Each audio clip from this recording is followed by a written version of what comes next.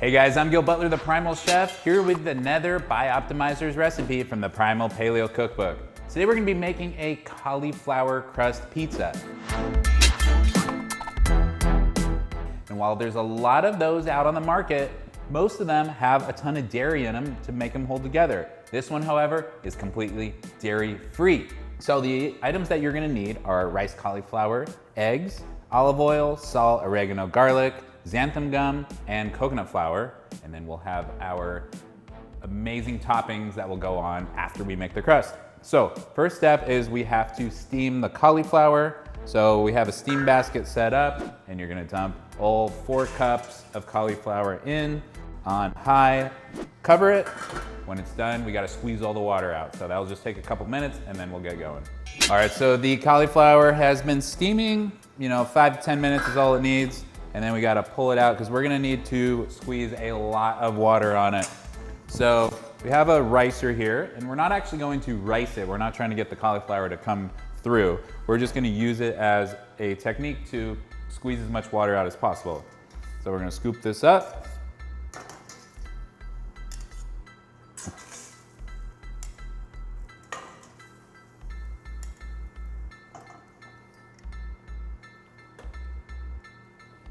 And we just want to squeeze all this water out. Some comes to the top, you can turn it and just see how much comes out. Squeeze a little harder.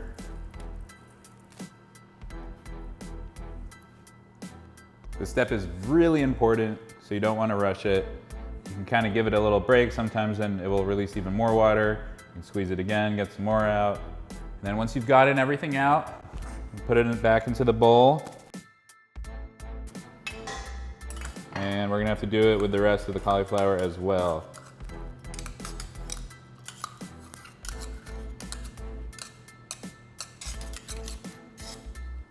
All right, so you can see, remember how full this bowl was of cauliflower? It has shrunk a lot. So now we're gonna dump it all into a bowl, big mixing bowl. And it's gonna be combined with the rest of our ingredients. So we have 5 tablespoons of coconut flour, 1/4 teaspoon of xanthan gum, naturally derived, it just helps with the texture of it. It's using a lot of gluten-free baking. Also gonna do a teaspoon of garlic powder, teaspoon of oregano, teaspoon of salt, and a 1/4 cup of extra virgin olive oil, or it's the same thing to do 4 tablespoons. So we're gonna add that in.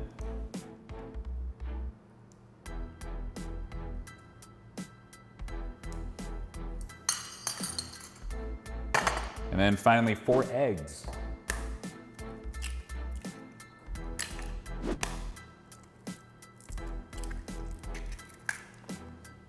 Okay, I'm gonna mix it all together.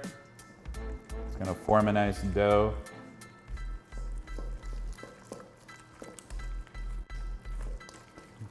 Okay, so there's our dough. Now we have a pizza stone. If you have one of these, it works even better. It just maintains the heat a lot better, distributes it more evenly. Otherwise, you can just use a sheet tray. You have some parchment paper on there. And we're just going to place down our dough. And spread it out as even as possible. We want it to take up most of this stone. So it can be really thin as you can get it. There just can't be any gaps or holes in it, because those will cause it to break when it's done.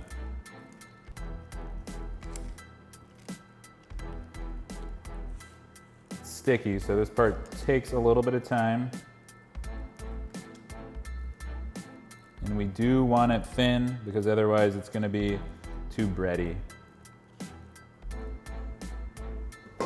All right, so once it's evenly distributed, it's gonna go in a hot oven, 425 degrees. We're gonna check on it after 25 minutes. It might need a little longer.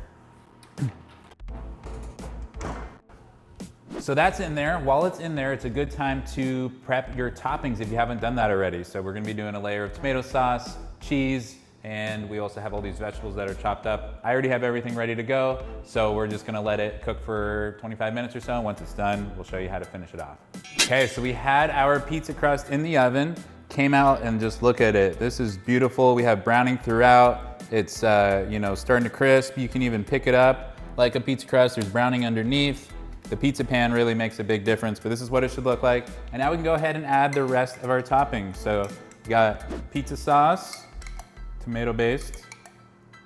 Just want to get as much on there as you like. I like pretty heavy on the sauce, so I'm gonna keep adding it till it's to my liking. All right, so sauce is always first, cheese is always second. So I promise you this is gonna be a dairy-free pizza. And so I have here, this is plant-based mozzarella. There surprisingly are some really good options on the market now that don't have any sketchy ingredients. So it's pretty impressive what you can do if you wanna stay dairy-free. You can use this. Otherwise, grass-fed cheese, if you're eating dairy, that is obviously optimal even. So up to you which one you wanna use, but either way, you're gonna do it like any other pizza.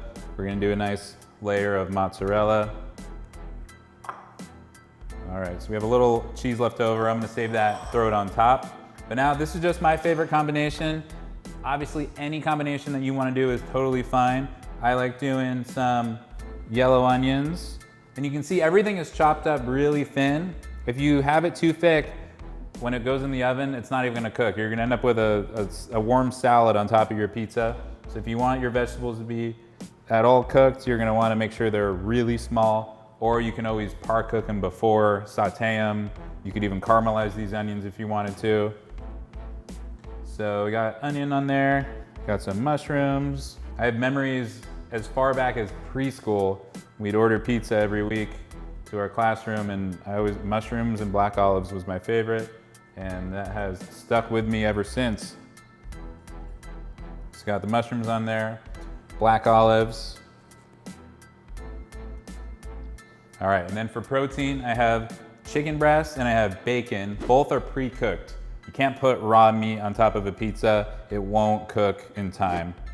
So sprinkling some of that chicken. Normally I'm a chicken thigh, chicken leg person. For some reason on pizza I like chicken breast, I don't know.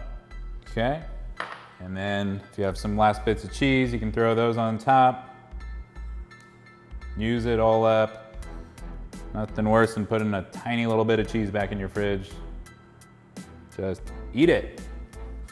Okay, so this has to go back in the oven about 5 to 10 more minutes. How do you know when it's done? Look for the cheese. When it's melted, it's pretty much done. Obviously, the longer you put it in, the more your vegetables will be cooked. This vegan cheese sometimes takes a little bit longer to melt, so it might be closer to 10 minutes, but we'll check it at 5. Definitely by 10, you should be ready to eat some pizza. So it's going back in the oven. Okay, so the pizza has been in the oven for 10 minutes. See how it looks. So obviously, if you were using dairy cheese, it would be more melty than this.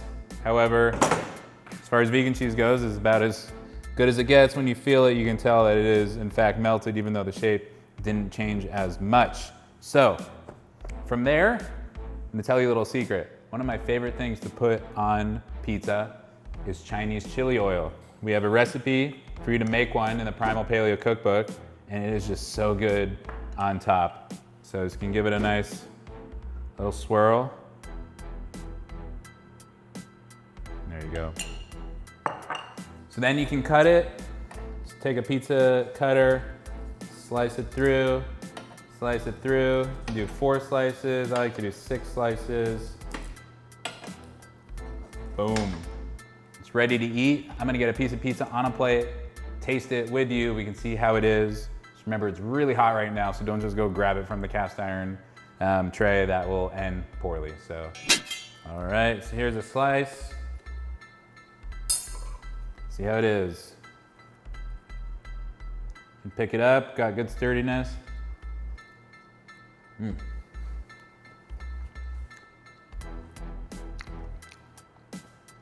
That's a pizza. Cauliflower, keto, dairy-free crust. Still got that crispy crust texture. Really melty cheese on there. Chicken, bacon, all the vegetables. Chinese chili oil on top.